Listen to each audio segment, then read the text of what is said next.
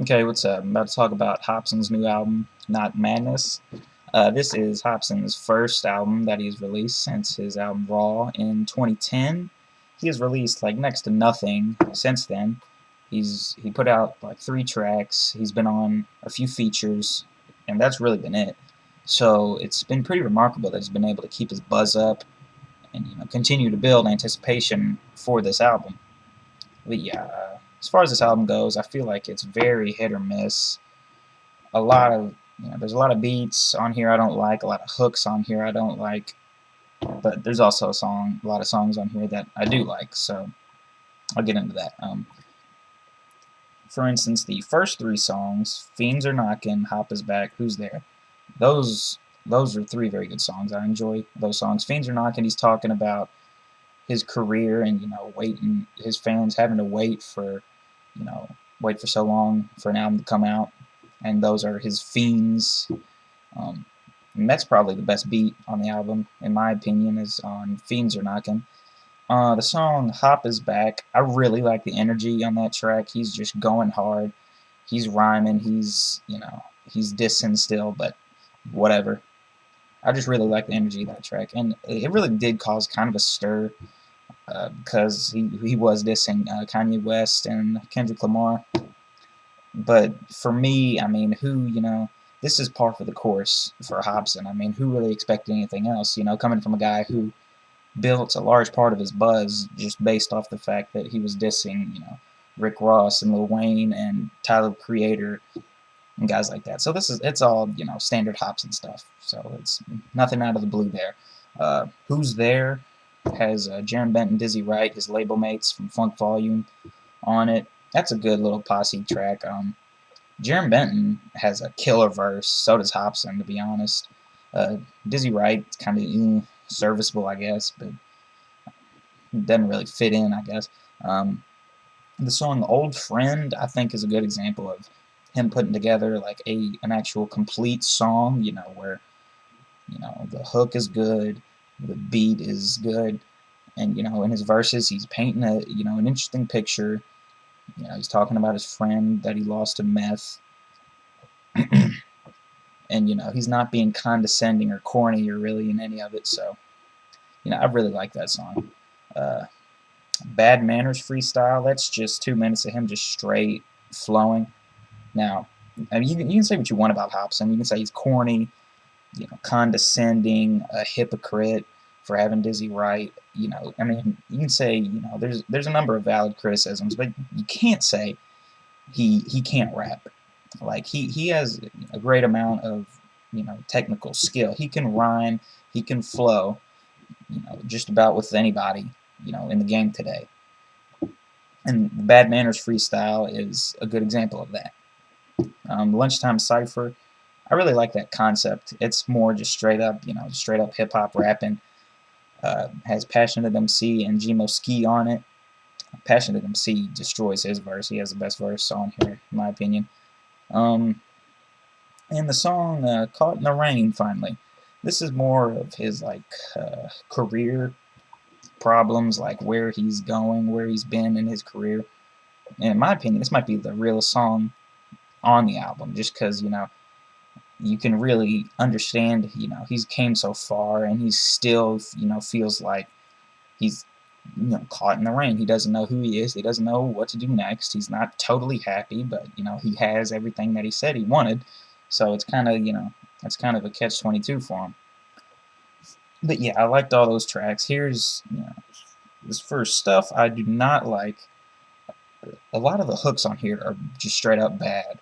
Like "Rip Your Heart Out" with Tech Nine. It's a decent song, but the hook, "We the coldest, flow explosive," however the fuck it goes. It's fucking. I just don't like that. "Nolly Tray Flip," that's not even necessarily a bad song either. It's just the hook kind of ruins the experience, and the beat isn't all that great anyway. Good Guys Get Left Behind. Um, that hook is unintentionally, I mean maybe unintentionally, hilarious to me, just because like on his verses he's talking about getting fucked over by these girls because he's a good guy, and he shows these girls all this affection, all this love, and all he ever gets is stabbed in the back.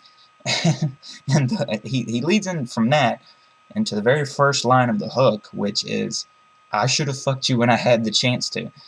And I'm just like, well, shit. I mean, what? You must not be that good of a guy. You're talking about, I'm just gonna go. I just wanted to, fuck you. I should have just fucked you. It's like, shit. You're not that good of a guy after all. Still Got Love for You. That hook was easily the worst on the album. One of the worst I've heard this year. I don't like that song at all. The song Jungle Bash, didn't like that hook. My Purpose, that was an alright song, but still, again, the hook on that was weird. And, I thought he was about to get into some weird, like, Joey Badass, Pro Era type, third eye, open your chakra shit, or whatever. But that song is alright, I just didn't like the hook. Also, just in general, the song Still Got Love for You. I didn't like the beat, didn't like the hook, I already said that, but all of the shit that he's saying in his verses has already been said in his song on Raw called Baby Daddy.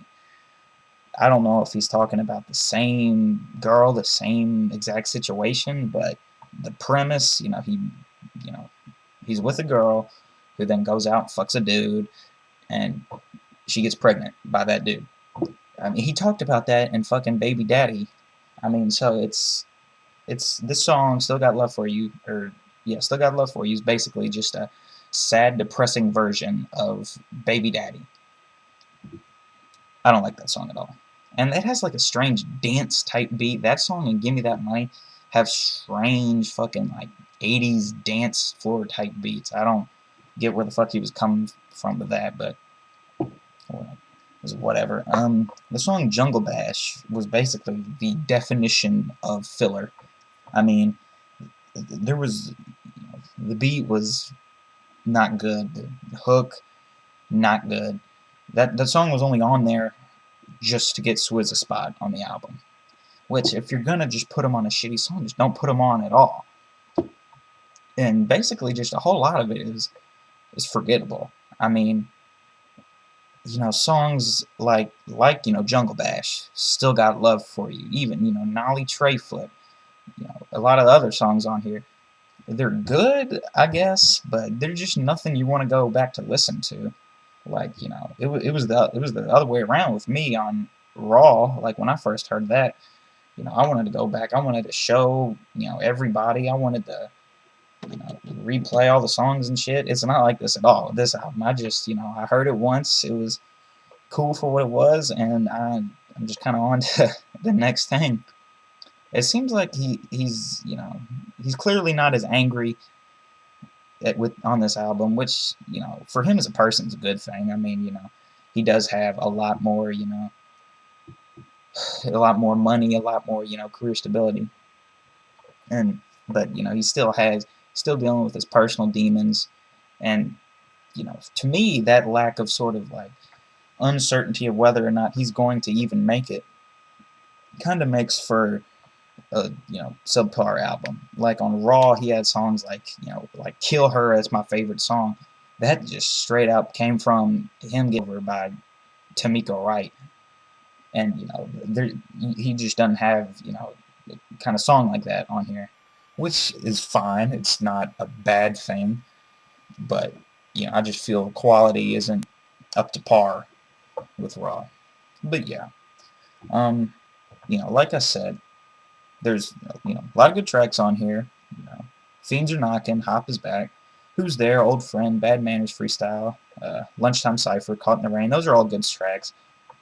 Just some of the hooks not good. Some of the beats don't care for, and way too much of it is just too uninteresting and bland. So that's about it. Congratulations to Hopsin, for finally putting the shit out. From what I've seen, heard, it's selling pretty well, so that's good. He's, like I said, on an independent label. Well, I didn't say that. So he's on an independent label, and it's always good to watch those guys do well, when they're not with a major label. So thanks for watching.